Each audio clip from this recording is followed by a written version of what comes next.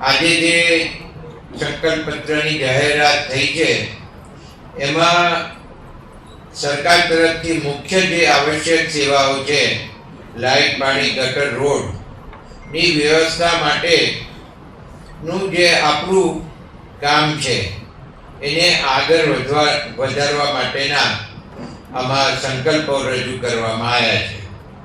અને સાથે સાથે શાળા અને આરોગ્યની સુવિધાઓ પણ સુધારવા માટેનું સંકલ્પ પત્રમાં ખાસ કરીને આપણે ઉલ્લેખ છે.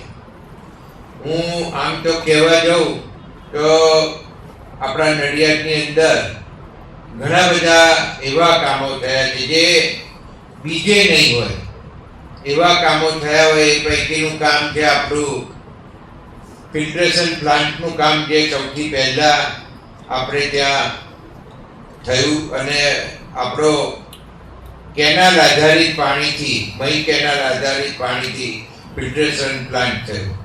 એવો ને એવો બીજો ફિલ્ટ્રેશન પ્લાન્ટ આ નવા બજેટની અંદર આપણને આપવામાં આવ્યો છે અને એનો ટુડેની આજુબાજુના વિસ્તારની અંદર એ બીજો એક ફિલ્ટ્રેશન પ્લાન્ટ થશે, જેથી એ પાણી મહાનગરપાલિકાનો વિસ્તાર વધવાના કારણે એ ફિલ્ટર થયેલું પાણી પ્રજા સુધી પહોંચે એનું એક મુખ્ય આયોજન લીધું છે.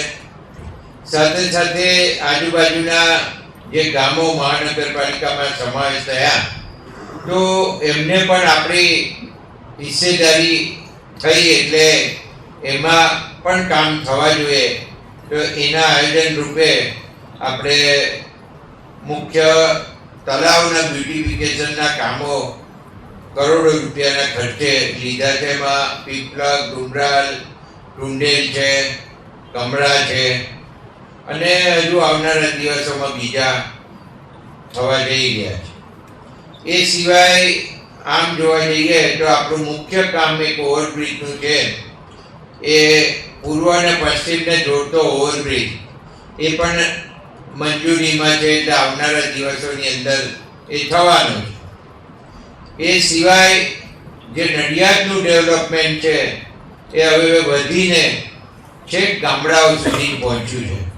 તો એ ગામડાઓના રોડ રસ્તા આપણને લિંક થાય, સારા રસ્તાઓ બને, એ બધા આયોજનો આની અંદર આપણે લીધા છે. સાથે સાથે સ્ટ્રીટ લાઇટ પણ છેક આજુબાજુના વિસ્તારોમાં છેક અંદર સુધી પહોંચે એ કામો પણ આપણે આમાં લીધા છે. રસ્તાઓની વાત કરું તો કરોડો રૂપિયાના ખર્ચે આપણે નવા રસ્તા બનાવવા જઈ રહ્યા છે. અને ખાસ કરીને કહું કે સરકારે જે દાંડી રોડ છે એ ડભાણથી શરૂ કરીને ભૂમેલ સુધીનો રસ્તો છે, આખા સિટીમાંથી પાસ થાય છે. તો એ સેન્ટ્રલ ગવર્મેન્ટ પાસે છે અત્યારે. તો એ પણ સ્ટેટે લેવાનું નક્કી કરી લીધું છે, એટલે આવનારા દિવસોની અંદર એનો પણ વિકાસ થવાનો છે. તો આ જે મુખ્ય કામો છે એ આપણને દેખાય એવા છે. બીજું એક ખાસ કરીને કહીએ તો ઉત્તર સંજાની અંદર બુલેટ ટ્રેનનું સ્ટેશન તૈયાર થઈ ગયું છે. એટલે એ સ્ટેશનની આજુબાજુનો આખો વિસ્તાર ડેવલપ થાય એના માટે એક આખી યોજના આપણા મહાનગરપાલિકા તરફથી બનાવવામાં આવી છે અને એ પણ મૂકવામાં આવી છે.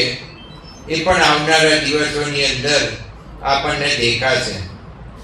બીજું ખાસ કરીને કહું તો સિટીનો જે વિસ્તાર છે એ સિટીના વિસ્તારની અંદર આપણી 2 જીઆઈડીસી થશે. એક જીઆઈડીસી છે, બીજી થશે. એટલે ફેઝ 2 હવે ચાલુ થવાની તૈયારીમાં છે. ત્યાં પણ એના પ્લોટ લેવાનું કામ ઇન્ડસ્ટ્રીવાળાએ શરૂ કરી દીધું છે.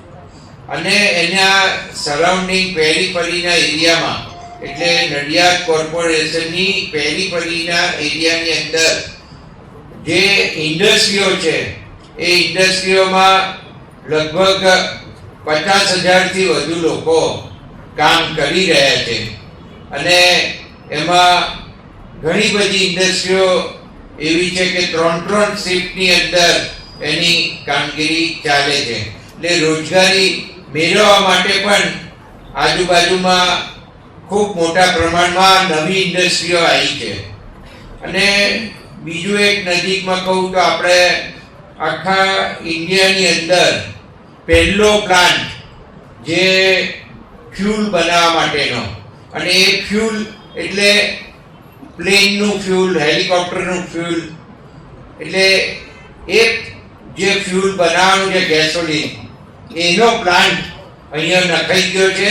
અને એ પ્લાન્ટ એવો છે કે કાચા તેલમાંથી આપણે જે ખાઈએ છીએ એ તેલ, બળી ગયેલું તેલ પાછું ઉઘરાઈ અને રીકલેક્ટ કરી અને એને એમાંથી ગેસોલિન બનાવવાનું એવો આ પ્લાન્ટ છે. અને એ પ્લાન્ટ પણ ટૂંક સમયની અંદર અમે સીએમ સાહેબના હાથે એનું ઓપનિંગ કરાવવાના છે. તો ખાસ કરીને જે મુખ્ય મુદ્દાઓ છે એ રોજગારીને લગતા લોકો વિષયો કરતા હોય છે, તો એ માટે પણ મેં તમને પૂરતી માહિતી આપી છે. અને સરાઉન્ડિંગ એરિયાની અંદર આવનારા દિવસોની અંદર નવી ઇન્ડસ્ટ્રીઓ આવવાની છે. બીજું, આ શહેર એકદમ સ્વચ્છ અને રહેવા લાયક થાય એના માટે આપણે સતત પ્રયત્નો કર્યા અને આજે વિકાસ વધતો આપણે ખૂબ આગળ વધી ગયા છે. અને જ્યારે મહાનગરપાલિકા થઈ છે ત્યારે તમે જોયું હશે કે આપણા 2 બજેટ ગયા. એ ગયા વખતનું જે બજેટ ગયું એમાં આપણે 400 કરોડના કામો અત્યારે હાલ પ્રગતિ હેઠળ છે, ડેવલપમેન્ટ હેઠળ છે. તો એમાં પણ બાગ બગીચાથી માંડી અને મેં કહ્યું એમ વિકાસના અનેક કામો એની અંદર લીધા છે. અને આ બીજું જે બજેટ છે એની અંદર ડ્રેનેજ પમ્પિંગ સ્ટેશનથી માંડી અને નવી જે પાણીની લાઈનો નાખવાની, આ નવા ગામો જે ઉમેર્યા એને જોડવાના, એમાં પાણીની સિસ્ટમ અને ડ્રેનેજની સિસ્ટમ આખી ઊભી કરવાની, આ બધું જ આયોજન આ 2 બજેટની અંદર લેવામાં આવ્યું છે. એટલે આવનારા દિવસોની અંદર આ નડિયાદની અંદર કંઈક ને કંઈક નવું આવે એવું આપણે કરવા જઈ રહ્યા છે. સાથે સાથે એ કહું કે રમતગમત માટે અહીંયા આપણે સરકારનું એક મુખ્ય સંકુલ જે સ્પોર્ટ સંકુલ તરીકે ઓળખાય છે એ નેશનલ પ્લેયરોને તૈયાર કરતું સંકુલ છે. અને આખા ઇન્ડિયામાંથી એ લગભગ 6 થી 7 ગેમના સ્ટુડન્ટો એટલે સ્પોર્ટ્સમેનો એ ત્યાં ભણે છે અને રમે છે અને પ્રેક્ટિસ કરે છે. એ એવી એક સુવિધા આપણે જે ઊભી કરી છે. અને એની સાથે સાથે આ નડિયાદની અંદર નગરપાલિકાઓ હતી ત્યારે સૌથી પહેલું સ્પોર્ટ્સ કોમ્પ્લેક્સ જો બનાવ્યું હોય તો એ નડિયાદ નગરપાલિકા છે. અને એની અંદર પણ આપણે નેશનલ કક્ષાના બેડમિન્ટનનું એક ઇન્ડોર સ્ટેડિયમ છે, પછી આપણું ટેબલ ટેનિસનું છે, સ્કેટિંગ રિંગ છે, 4 ટેનિસ કોર્ટ છે, બાસ્કેટબોલનું ગ્રાઉન્ડ છે, વોલીબોલનું ગ્રાઉન્ડ છે. એવા આપણે નવી સ્પોર્ટ્સ ડેવલપ કરતા જઈએ છીએ. અને આવનારા દિવસોની અંદર આપણે ટીપી સ્કીમની અંદર ત્યાં એની આજુબાજુમાં વધુ એક્વિઝિશન મૂકી અને ત્યાં પણ નવા જે સ્પોર્ટ્સના આપણે જે કંઈ આયોજન કરવાનું એ કરવા જઈ રહ્યા છે. તો મેં લગભગ બધી બાબતો આની અંદર આવરી લેવાની કોશિશ કરી છે. અને છતાંય અમે તમને કોઈ આગળ સૂચન લાગતું હોય તો આપણે એ પ્રમાણે હવે નવેસરથી કામગીરી કરવાની રહેશે. રમણભાઈ સાહેબે એક ખાસ સૂચન કર્યું, એમાં તમને સમજણ પડી ગઈ હશે. જે વાત મેં પહેલા દિવસે જ્યારે નડિયાદની અંદર નીતિનભાઈ આવ્યા અને એના પહેલા મેં ઉદ્બોધન કર્યું હતું, એમાં મેં તમને એમ કહ્યું હતું કે આપણે ઘેર જવાનું છે, લોકોના પ્રશ્નો સમજવાના છે, લોકોના પ્રશ્નો કેવી રીતે ઉકેલાય એ આપણે જોવાનું છે. આપણે શું કામ કરી શકીએ, કેવી રીતના કામ કરીશું. અને મહાનગરપાલિકામાં એના નિયમો વાંચી અને નિયમમાં આવતા કામો આપણે કરીશું એ વાત ફરી એમને અહીંયા દોહરાઈ છે.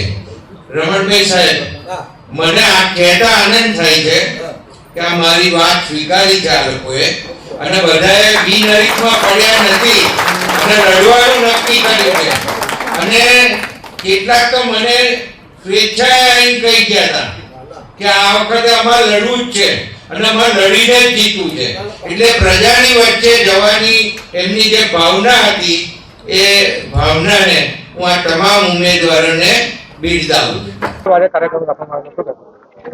આજ રોજ નડિયાદ મહાનગરપાલિકાના ચૂંટણીમાં જ્યારથી મહાનગરપાલિકા બની છે ત્યારથી લઈ અને આવનારા સમયની અંદર મહાનગરપાલિકા બન્યા પછી 5 વર્ષમાં કેવા પ્રકારના કાર્યો હશે, એમાં ખાસ કરીને અલગ અલગ જે પ્રજાની અપેક્ષા મુજબના જે કાર્યો છે એને કેવી રીતે આગળ લઈ જવા, એ કાર્યો કેવા હોઈ શકે, કયા પ્રકારના હોઈ શકે, એની એક દિશા આપતો આજનો આ સંકલ્પ પત્રનો કાર્યક્રમ હતો.